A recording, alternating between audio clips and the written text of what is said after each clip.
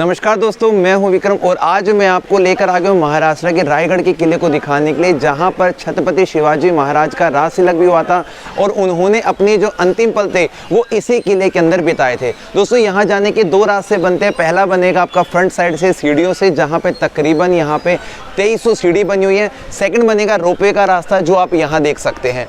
इस रोपवे की मदद से आप मात्र 5 से 6 मिनट के अंदर किले के बैक साइड वाले पोर्शन में पहुंच जाएंगे। एक आदमी की जो टिकट है वो 200 लगती है वन साइड की।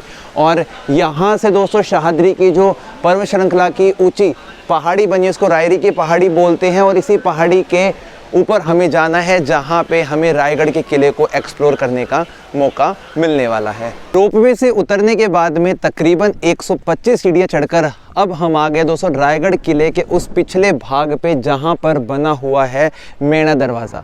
और इस दरवाजे का उपयोग ज़्यादातर जो यहाँ की रानियाँ थी ना, बाहर के इस गार्डन को विज़िट करने के लिए आया करती थी, घूमने आती थी। और पालकी जो होती है, जिसके ऊपर वाले हिस्से में कुछ नहीं होता है, खाली होती है। दो तरह की पालकी इस्तेमाल होती थी, एक ऊपर से ओपन वाली, एक बंद वाली। सो ये है दोस्तों यहाँ का बैक साइड वाला पोर्शन। आप यहाँ की इस इमारत से इस किले की शुरुआत कर सकते हैं। और जब छत्रपति शिवाजी महाराज ने इस स्थान को जीता और रायरी के इस पहाड़ के ऊपर एक बड़ा किला बनाया, तो उन्होंने इसी स्थान को अपनी दूसरी राजधानी घोषित किया था। पहले उनकी राजधानी राजगढ़ हुआ करती, दूसरी बन गई थी रायगढ़। तो अब हम रायगढ़ के अंदर के सब पॉइंट्स को विजिट करने वाले हैं। आसपास की जितनी भी चीज़ें हमें मिलेंगी उनको हम आपके सामने पेश करेंगे। सो दोस्तों, ये है यहाँ पे आगे जाने का रास्ता। आ जाइए। यहाँ के कुछ स्टेप्स और चढ़ने के बाद में जब हम इस इतिहास को काफ़ी नज़दीक से देखते हैं, तो हमें ये पता लगता है कि 1656 का ये वो वक्त था जिस समय छत्रपति शिवाजी महाराज ने इस स्थान को यहाँ के राजा से जीत लिया था और अपने अधीन में कर लिया था। और उसी समय के बाद से दोस्तों यहाँ पर नया कंस्ट्रक्शन शुरू हुआ। हिरोजी इंदुलकर यहाँ के वास्तुकार थे, जिन्होंने 14 वर्ष लगाए इस पूरी इमारत को बनाने के लिए। उन सभी का हम जिक्र करते हैं, लेकिन कोई भी जो राजा होते हैं ना, वो बिना प्रजा के काम नहीं करते हैं।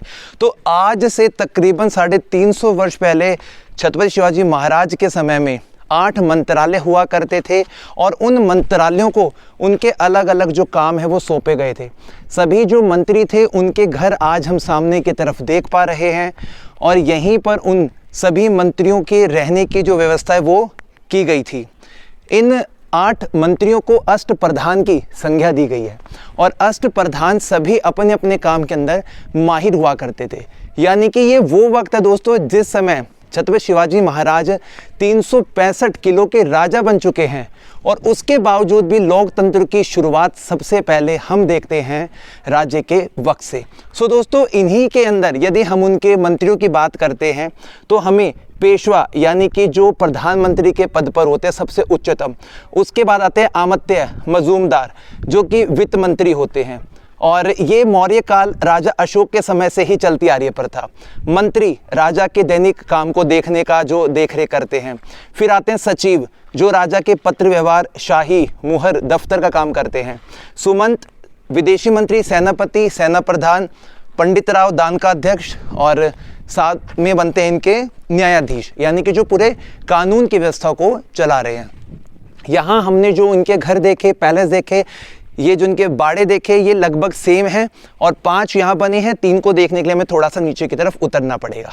अब दोस्तों, हम यहाँ पर बात करते हैं कि छत्रपति शिवाजी महाराज ने अपनी सेना को किस तरीके से बढ़ाया। आसपास के हिस्सों के अंदर बहुत बड़े बड़े राजघराने हुआ करते थे।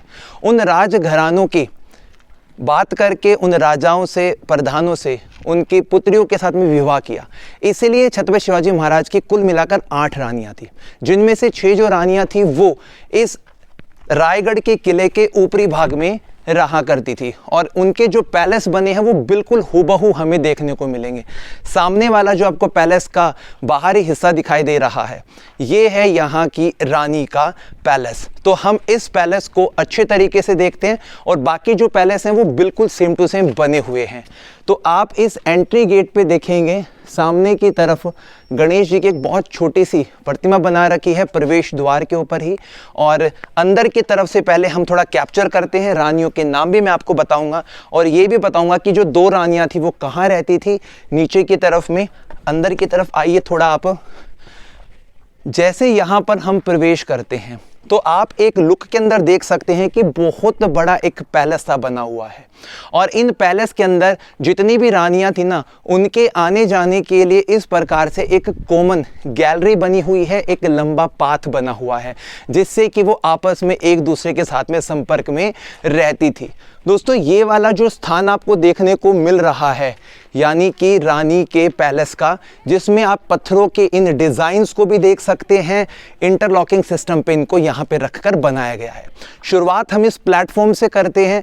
यहाँ पर ये रानियाँ एक अच्छा वक्त बिताने के लिए एक प्लेटफॉर्म जो बना हुआ है, यानी कि उनका मीटिंग वगैरह हॉल कक्ष आप इसे कह सकते हैं।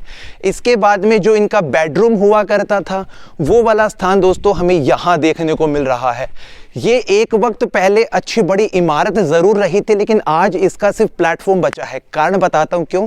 1818 के वक्त में सामने की पहाड़ी पे से जब अंग्रेजी ऑफिसर्स ने यहाँ पर गोले दागे थे तो यहाँ पर कॉर्नर पे एक दारूखाना हुआ करता था, उसमें गोला दागा गया, ब्लास्ट हुआ और यहाँ की इन इमारतों का जो ऊपरी भाग था वो सांगवान की लकड़ी का एक ढांचे के साथ में बनाया गया था, जिसकी वजह से जब दारूखाना में ब्लास्ट हुआ तो उस ब्लास्ट के बाद में ये सारी जो इमारत है ये जलकर राख हो गई थी और उसी वजह से ऊपरी जो भाग है वो आज हमें देखने को नहीं मिलता है। हवा के लिए इस प्रकार से छोटी बड़ी खिड़कियां यहाँ हमें देखने को मिलेंगी।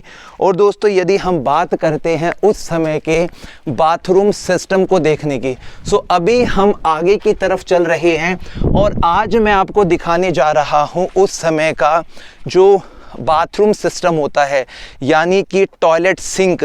आप देखेंगे दोस्तों, एक तरफ में दो बने हुए हैं। ये जो होल्स है ना, इन होल्स के अंदर से आज भी हम एयर और जो इसकी लाइटिंग है वो यदि थोड़ा सा फोकस करके डालते हैं तो हमें अंदर की तरफ में अंधेरा और एक कॉर्नर पे यहाँ पे लाइटिंग देखने को मिलेगी, यानी कि जो भी वेस्टेज होता था डायरेक्टली वो बाहर की तरफ जाता था और उसको जो स्वीपर थे साफ करते थे। दो जो सिंक है वो दोस्तों यहाँ बने थे, लेकिन आज के वक्त में ढक गए हैं। अब आप शायद ये सोच रहे होंगे कि एक बारी में 4, वो भी रानी के एक महल में, क्या एक साथ 4 लोग बैठते थे? बिल्कुल भी नहीं।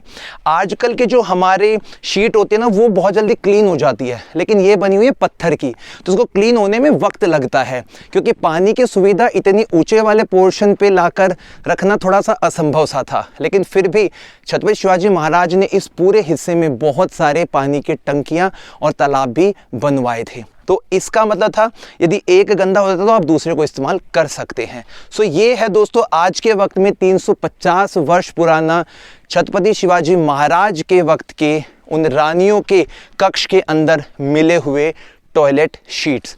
अब दोस्तों मैं आपको दिखाता हूँ यहाँ पर इस पूरे हिस्से के अंदर, आप एक लुक यहाँ से भी इसका ले सकते हैं जो बहुत बेहतरीन है। आपको जो ईंटों का कंस्ट्रक्शन दिखाई दे रहा है दोस्तों, ये 1733 के बाद में जब पेशवों ने मराठा साम्राज्य को संभालना शुरू किया था तो उन्होंने इन ईंटों का इस्तेमाल यहाँ पे किया था। रायगढ़ किले के अंदर बनी हुई 6 अलग अलग रानियों के इन पैलेस को एक बार हम कतारबद्ध तरीके से देख लेते हैं। एक को हमने फुल एक्सप्लेन किया, दूसरे का देखेंगे जो कंस्ट्रक्शन स्ट्रक्चर है बिल्कुल सेम ऐसा देखने को मिलेगा। और यहाँ पर ईंटों के साथ साथ में पहाड़ी जो पत्थर हैं जो यहीं की पहाड़ को खोदकर उनका इस्तेमाल किया गया है। तो इनको जब हम देखेंगे दोस्तों तो एक बिल्कुल गैलरी से हम सीधा चलते हैं तो हम सारे के सारे जितने भी इनके पैलेस है रानियों के उनको विजिट कर पाएंगे। कुल मिलाकर छत्रपति शिवाजी महाराज की 8 रानियाँ थी। अलग अलग जो आसपास के बड़े लोग थे, जिनमें एक रानी का नाम था सई बाई निम्बालकर जो सबसे बड़ी रानी थी। उनके बाद सोयराबाई मोहिते, सकरवरबाई गायकवाड़, शगुनाबाई शिर्के, पुतलाबाई पालकर, काशीबाई जाधव, लक्ष्मीबाई विचारे और गुणवत्ताबाई इंगले। सो उन सब के महल पैलेस हम यहाँ पर देख रहे हैं। दोस्तों जो पुतलाबाई थी ना वो राजमाता के साथ में नीचे वाले पोर्शन में रहती थी, उनकी सेवा करती थी और जो राजमाता थी उनका अंतिम जो वक्त था वो पुतलाबाई के साथ में ही बीता था। बाकी की जो सबसे बड़ी रानी थी वो जो हम राजगढ़ किले में जाएंगे वहाँ पर देखेंगे कि 2 साल जब उनका जो बेटा था छत्रपति शिवाजी महाराज का उनके बाद में उनका जो देहांत हो गया था। बाकी जो 6 रानियाँ थी वो यहाँ रहती थी। अब हम इन महल से जब बाहर की तरफ निकलेंगे दोस्तों, सो यहाँ पर हम उस समय की इन रानियों की सेवा करने के लिए या फिर जो इनकी अटेंडेंट्स होती थी, इनकी सेवा करने के लिए जो यहाँ पे हमेशा तैनात रहती थी, जिनको हथियार चलाना भी आता था। तो दोस्तों ये जो आपको प्लेटफॉर्म दिखाई दे रहा है, 6 रानी के महल के बिल्कुल सामने इस प्रकार से इनकी अटेंडेंट्स के प्लेटफॉर्म्स लंबाई में बने हुए हैं। और भी बहुत सारी चीज़ें हैं जो क्वीन पैलेस के आसपास देखने को हमें मिलेगी। तो एकाएक करके हम उन पॉइंट्स को अभी ग्रैब करेंगे और उनको नज़दीक से जाकर हम देखने वाले हैं। छत्रपति शिवाजी महाराज को ये बात अच्छे से पता थी कि जब वो अपने स्वराज की मांग करने के लिए आगे आएंगे तो उन्हें मुगलों को समय समय पर टक्कर देनी पड़ेगी। और वो बात जानते थे कि मुगल सेना बहुत बड़ा जमावड़ा लेकर किलों को घेराबंदी कर सकती है। इसलिए उन्होंने पहले से ही अपने हर किले के अंदर पानी को और अनाज को स्टोर करने के बड़े बड़े टाँके बनवाए थे। और उन्हीं में से आज हम यहाँ पर दोस्तों 3 बहुत बड़े बड़े पानी के साथ में बने हुए यहाँ पर आप देखेंगे अनाज को स्टोर करने की बहुत बड़े बड़े होल्स हैं जो कि 22 फीट, 20 फीट और 15 फीट गहरे बने हुए हैं। यहाँ पर अनाज को स्टोर करके रखा जाता था। यदि दुश्मनी सेना 3 से 4 महीने तक भी इस किले की घेराबंदी कर लेती है तो भी यहाँ पर पानी और अनाज की कमी नहीं होगी।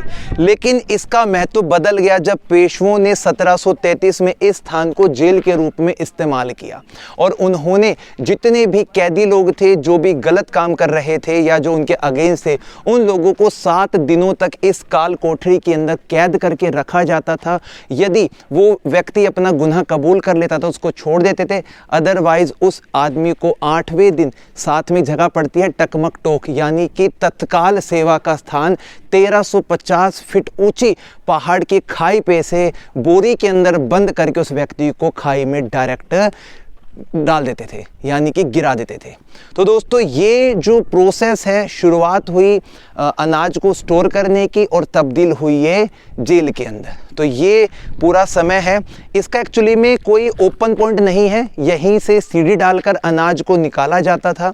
इसी प्रकार के जो अनाज के स्टोरेज है दोस्तों, बाकी फोर्ट्स यहाँ पे एक जगह पड़ती है आपकी कोल्हापुर, वहाँ पे गंगा, यमुना, सरस्वती 3 ऐसे बड़े बड़े पानी के साथ में बने हुए अनाज के स्टोरेज पॉइंट भी बने हैं, लेकिन वो बहुत ज़्यादा बड़े बड़े हैं। आगे देखेंगे क्या कुछ हमें देखने को मिलता है। आ जाइए।